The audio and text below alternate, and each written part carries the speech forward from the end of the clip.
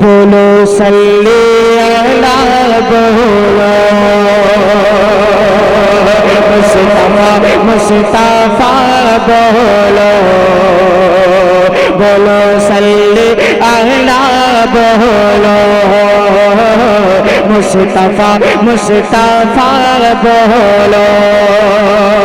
پہلا بند حضرت ملاحظہ فرمائیے گا کہ اللہ کے حبیب کی مدح و ثنا کرو، اللہ کے حبیب کی مدح و ثنا کرو.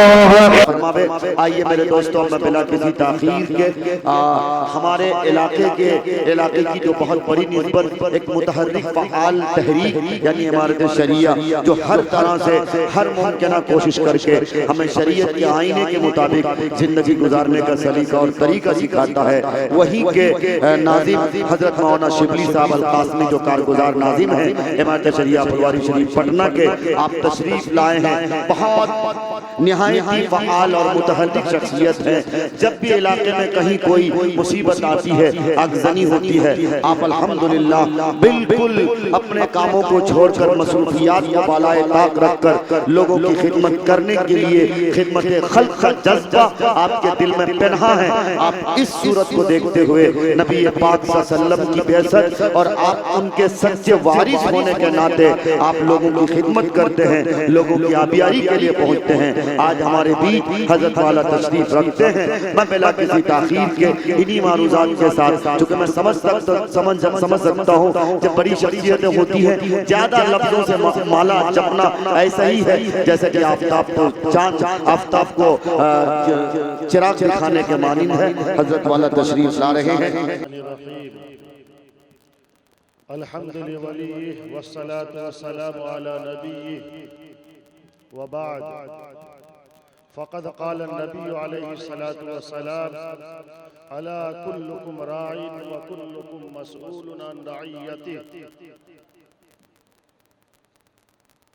حضرات، یہ وقت آپ کے آرام کرنے کا ہے، لیکن یہ ظلم ہے آپ پر ہم علماء کی طرف سے کہ آپ کے آرام کے وقت میں ہم آپ کو دین سکھانے بیٹھے ہیں. ضرورت اس بات کی ہے جلسوں کی اصلاح کی جائے، وقت کی قدر کی جائے. جو باتیں گھنٹوں میں کہی جاتی ہیں انہیں منٹوں میں سمیٹا جا سکتا ہے. جلسے دن میں کیا کیجئے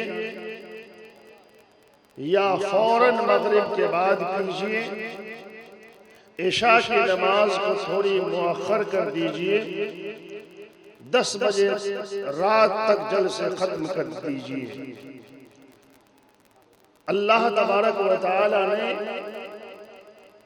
جسموں کا، چیزوں کا اپنا اپنا حق رکھا ہے.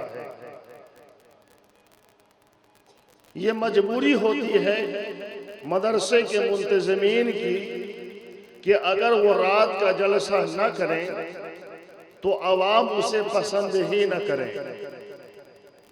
لوگ اس کو جلسہ سمجھے ہی نہیں، گویا رت جگے کو ہم لوگ جلسہ سمجھتے ہیں. ہم علماء حضرات سے گزارش کریں گے کہ جس طرح آپ اپنی قوم کو دوسری باتیں بتاتے ہیں، انہیں ان چیزوں پر بھی متنبہ کریں اور بتائیں کہ نہیں، دن میں کر لیں گے، رات کے ابتدائی حصوں میں ہم جلسے کریں گے.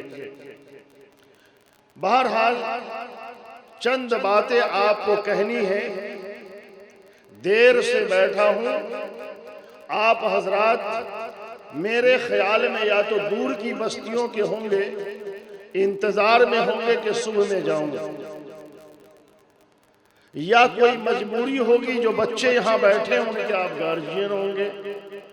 اگر آپ ان کے گارجین ہیں تو آپ ہی اصل ہیں اس جلسے کے، جن کو میری بات سننی چاہیے، اس لیے کہ آپ نے جب اپنے بچے کو حافظ قرآن بنایا گویا کہ آپ کے اندر شعور ہے، آپ کے اندر سمجھ ہے، آپ جانتے ہیں کہ مجھے کیا کرنا چاہیے، کیا نہیں کرنا چاہیے۔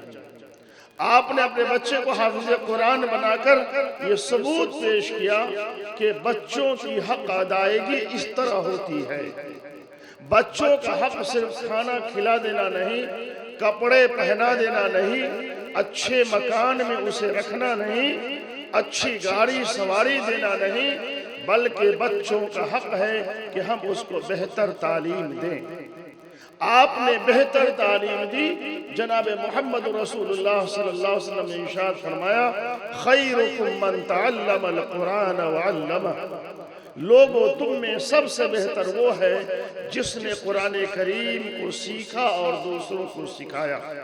سکھانے والوں میں جس طرح اساتذہ ہوتے ہیں، اسی طرح وہ گارجین اور ماں باپ بھی ہیں جن کی محنت، لگن، توجہ اور خرچ سے بچے حافظ قرآن اور عالم قرآن بنتے ہیں۔ آپ حضرات مبارکبادی کے مستحق ہیں۔ اس مدرسے کے منتظمین اور اساتذہ جن کے بارے میں نے تحقیق کیا، مجھے معلوم ہوا کہ یہ محنت سے اور ذمہ داری کے احساس کے ساتھ پڑھاتے ہیں۔ اصل یہی چیز ہے کہ لوگ اپنی ذمہ داریوں کو سمجھیں۔ میں ابھی سوچ رہا تھا کہ جب میں آپ کے سامنے کھڑا ہوں تو صرف ایک لفظ کہہ کے اپنی بات ختم کر دوں کہ لوگوں، ہم میں کا ہر کوئی اپنی اپنی ذمہ داری ادا کرے، لیکن میری اتنی بات سے آپ کو تسلی نہیں ہوتی۔ آپ سمجھتے کہ امارت شریعہ کے ناظم صاحب آئے، انہوں نے تقریر نہیں کی، لگتا ہے کہ مولانا حسن الرحمان صاحب نے دیر تک بیٹھا دیا، اس لیے ناراضگی میں انہوں نے چند جملے کہے۔ ایسی بات نہیں ہے، یہ ان کی مجبوری ہے۔ آپ حضرات سے میں پھر کہوں گا کہ لوگوں، ہم نے کا ہر کوئی اپنی اپنی ذمہ داری، اپنے حصے کی ذمہ داری ادا کرے۔ ہم توقع رکھتے ہیں اپنے گاؤں کے مکھیا سے، لیکن آپ کا مکھیا آپ سے کیا توقع رکھتا ہے؟ دو طرفہ ذمہ داریوں سے اللہ نے دنیا کو بنایا ہے۔ باپ اپنے بیٹے سے ایک توقع رکھتا ہے کہ میرا باپ، میرا بیٹا میرے لیے کیا کرے۔ اسی طریقے سے بیٹے کو بھی باپ سے توقع ہوتی ہے کہ میرا باپ میرے لیے کیا کرے گا۔ ذمہ داریاں دو طرفہ ہیں۔ گھر میں جس طریقے سے ساس کی خواہش ہوتی ہے کہ بہو میری عزت کرے، اسی طریقے سے دوسری طرف بھی ذمہ داری ہے کہ ساس اپنے بہو کا خیال رکھے۔ ذمہ داری ہر بڑے کی جس طریقے سے چھوٹوں سے یہ توقع ان کی ہوتی ہے کہ وہ میری عزت کریں، ہر بڑے کی ذمہ داری بنتی ہے کہ ہم چھوٹے کے ساتھ شفقت کا معاملہ کریں۔ جس طریقے سے مدرسے سے آپ کی توقع ہے کہ مدرسہ میرے بچے کو پڑھائے، اچھی تعلیم دے، مدرسہ اپنی ذمہ داری ادا کر رہا ہے۔ آپ اپنی ذمہ داری مدرسے کے تعلق سے کیا ادا کر رہے ہیں، اسے سوچنا چاہیے۔ ہر شخص اگر اپنی ذمہ داری کا خیال کرنے لگے کہ میں جس پوزیشن میں ہوں، جہاں ہوں، باپ ہوں تو مجھے کیا کرنا چاہیے، بیٹا ہوں تو مجھے کیا کرنا چاہیے، بھائی ہوں تو میری کیا ذمہ داری ہے، بہن ہوں تو میری کیا ذمہ داری ہے، ماں ہے تو ماں ہونے کی حیثیت سے میری کیا ذمہ داری ہے، گھر کے گارجین ہے تو گارجین ہونے کی کیا ذمہ داری ہے۔ اللہ نے ساری باتیں تفصیل سے سمجھائی ہے۔ اس مختصر لمحے میں اور لفظوں میں جو باتیں کہہ رہا ہوں، اسے آپ پھیلا دیجئے گا تو لمبی تقریر ہوگی اور آپ کی بہتر زندگی کا حاصل ہوگی، آپ کی بہتر زندگی کا حاصل ہوگی۔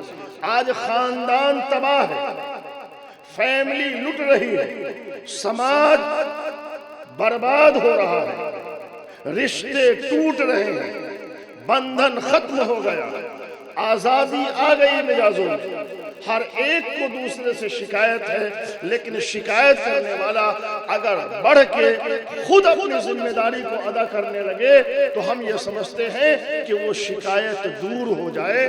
بہرحال میری ساری باتوں کا حاصل یہ میرے بھائی کہ اگر آپ اچھا خاندان چاہتے ہیں، اچھا گھر چاہتے ہیں، اچھی اولاد چاہتے ہیں، گھر کا اچھا ماحول چاہتے ہیں، تو گھر میں کا ہر کوئی سوچے کہ میری کیا ذمہ داری ہے۔ ہر آدمی اپنی اپنی ذمہ داریوں کو ادا اگر کرتا ہے تو اللہ تعالیٰ بہتر ماحول میں آپ کو عزت کی زندگی دے گا، راحت کی زندگی دے گا۔ لوگوں نے دوسروں سے توقع تو خوب رکھی، لیکن یہ سوچنا چاہیے کہ اگر میری دو آنکھیں ہیں، جن دو آنکھوں سے میں دنیا کو دیکھ رہا ہوں، تو دنیا کی کروڑوں آنکھیں مجھے دیکھ رہی ہیں، دنیا کی لاکھوں آنکھیں مجھے دیکھ رہی ہیں، ان کی توقعات، لاکھوں کی توقعات ہم سے بھی ہیں۔ ہم لوگوں سے تقاضے کرتے ہیں کہ یہ پورا کیا جائے میرے لیے، لاکھوں اور کروڑوں کے تقاضے ہم کہاں سے پورا کرتے ہیں؟ تو ایک بات میرے بھائیو یہ ہے، اور علماء سے میں کہوں گا کہ اسے اپنی تقریر کا موضوع بنائیے، میرا خاندان کیسا ہو۔ خاندان میں پورا ایک کنبہ آ جاتا ہے، اس میں بڑے چھوٹے آ جاتے ہیں، بیٹیاں، بہو، بھائی، بہن سب آ جاتے ہیں، باپ بیٹا سب آ جاتا ہے۔ تو میرا خاندان کیسا ہو، اس موضوع پر علماء کی تقریریں ہونی چاہیے، باتیں ہونی چاہیے، بہتر خاندان بنانے کے لیے ایک تحریک چلنی چاہیے۔ تو ایک بات تو یہ ہوئی کہ ہم میں کا ہر کوئی اپنی ذمہ داری کو سمجھے، ایک بات۔ دوسری بات یہ ہے کہ اپنی ذمہ داری کے دائرے کو بڑھائیے، اپنی ذمہ داریوں کو بڑھائیے، سمیٹیے نہیں۔ ہم لوگوں نے اپنی ذمہ داریوں کو سمیٹ لیا ہے۔ سمیٹا کیا ہے؟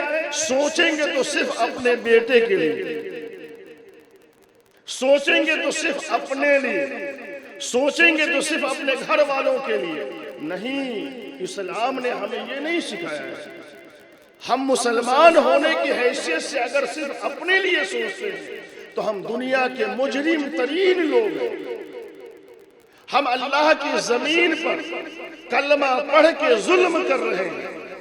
اللہ نے تو ساری دنیا کے لیے مجھے سوچنے کے لیے بنایا، ساری دنیا کی ہمیں فکر کرنی ہے۔ دنیا کی قیادت اگر آپ کو کرنی ہے، بھائی تقریریں تو بڑی لمبی ہر جمعے میں سنتے ہیں، علماء کی زبان سے سنتے ہیں کہ اللہ نے کائنات میں سب سے افضل ہمیں بنایا ہے انسانوں کو، اور انسانوں میں مسلمانوں کو اللہ نے سب سے افضل بنایا ہے۔ کس مسلمان کو اللہ نے سب سے افضل بنایا ہے؟ یہ بھی تقریر کرنے کی ضرورت ہے۔ کس مسلمان کو اللہ نے افضل بنایا ہے؟ اگر ایک مسلمان، ایک صاحب کتاب جس کے ہاتھوں میں اللہ نے قرآن کتاب تھمائی لیکن انہوں نے کتاب اللہ پر عمل نہ کیا، تو اللہ نے قرآن کریم میں فرمایا مثل الذین حملوا التوراۃ ثم لم يحملوها كمثل الحمار يحمل اسفارا، جن کو میں نے کتابیں دی لیکن انہوں نے کتابوں پر عمل نہ کیا، اس کی مثال اس گدھے جیسی ہے جس پر ایک بوجھ لدا ہوا۔ تو دوستو، ہماری فضیلت ہے، لیکن فضیلت کی وجہوں کو اپنی زندگی میں اتارنا پڑے گا، ان کمالات کو زندگی میں لائیے۔ آج چوک چوراہوں پہ ہماری زندگی برباد ہو رہی ہے، دوسروں کی غیبت میں ہماری زندگی برباد ہو رہی ہے، دوسرے کے بال بچوں کی شکایت میں میرے وقت برباد ہو رہے ہیں۔ اگر گارجین یہ سمجھ لیتا کہ دوسرے کے بچے نہیں، وہ ہمارے بھی بچے، سماج کا لڑکا ہے تو میرا بھی لڑکا ہے، اگر میرا لڑکا اچھا ہو اور سماج کا لڑکا اچھا نہیں ہوگا تو ہم بہتر سوسائٹی میں اور سکون کے ماحول میں زندگی نہیں گزار سکتے ہیں۔ تو اپنی ذمہ داریوں کو بڑھائیے، بہت اوپر جا کر کے سوچیے، بہت اوپر، اور جب اوپر جا کر کے سوچیے گا تو یہ سب اپنے ایک کنبے نظر آئیں گے، ایک کنبہ، ایک فیملی نظر آئے گی، جس کو اللہ کے رسول نے فرمایا الخلق عیال اللہ، ساری کائنات اللہ کا کنبہ ہے، اللہ کے خاندان ہے، اوپر جا کر کے جب سوچے گا، پھر جب اللہ کا خاندان اور اللہ کا کنبہ یہ سب ہے تو ان سب کے لیے ہمیں کیا سوچنا چاہیے؟ یہی تو اللہ کے رسول کی صفت بیان فرمائی اللہ نے، وَمَا أَرْسَلْنَاكَ إِلَّا رَحْمَةً لِلْعَالَمِينَ، سارے جہان کے لیے سوچنے والا تھا میرا نبی، ہم اس کے امتی ہیں، ہم سارے جہان کے لیے سوچتے ہیں یا صرف اپنے لیے سوچتے ہیں؟ ہم مطلبی ہو گئے، ہم خود غرض ہو گئے۔ جو قوم خود غرض ہو جائے، جو شخص مطلبی ہو جائے، اللہ اس قوم کو اور اس شخص کو روئے زمین پر باقی نہیں رکھتا ہے۔ اللہ کا نظام ہے، جو شخص اور جو قوم فائدہ پہنچانے کی پوزیشن میں ہوا کرتا، اللہ اس کے بچانے کا نظم کرتا ہے، اور جو قوم اور جو شخص لوگوں کو فائدہ پہنچانے کی پوزیشن میں نہیں ہوا کرتے، اللہ اس کو اس دنیا سے صاف کر دیا کرتا ہے۔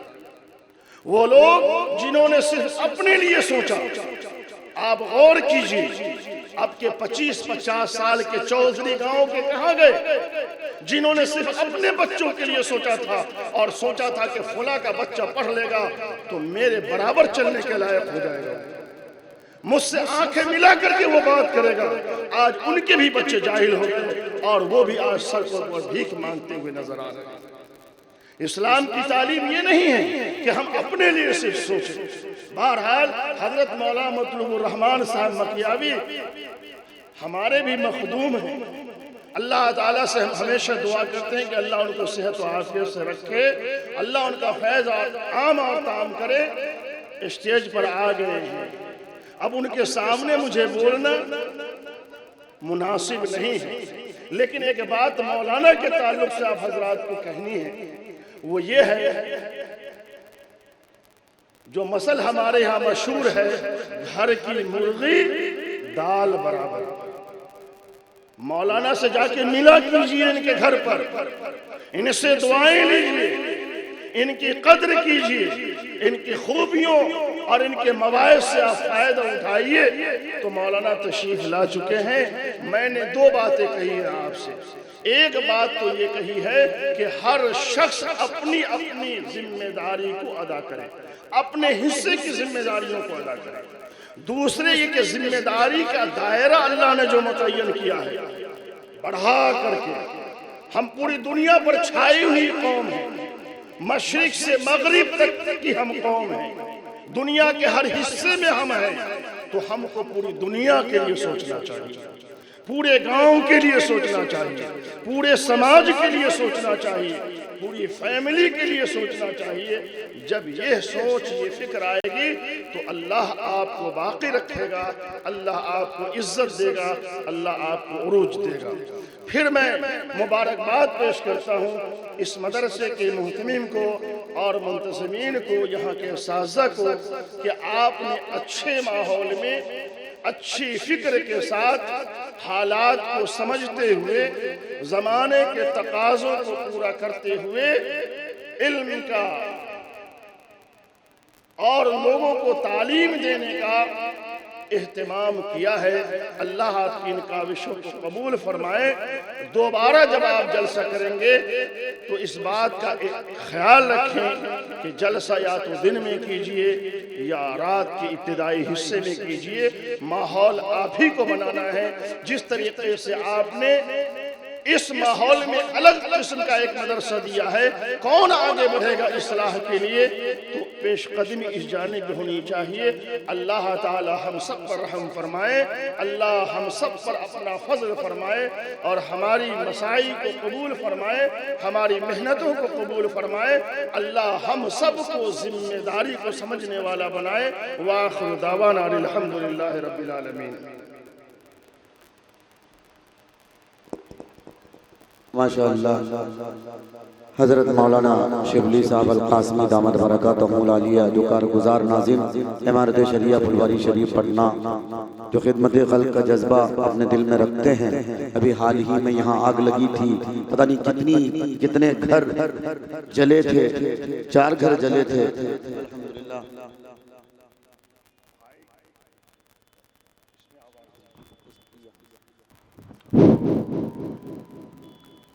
आज ही मैंने इमारत शरिया से सुपौल ज़िला में सुरजापुर एक जगह है, उसके बगल के बस्ती में कल आग लगी और 41 घर जल गए।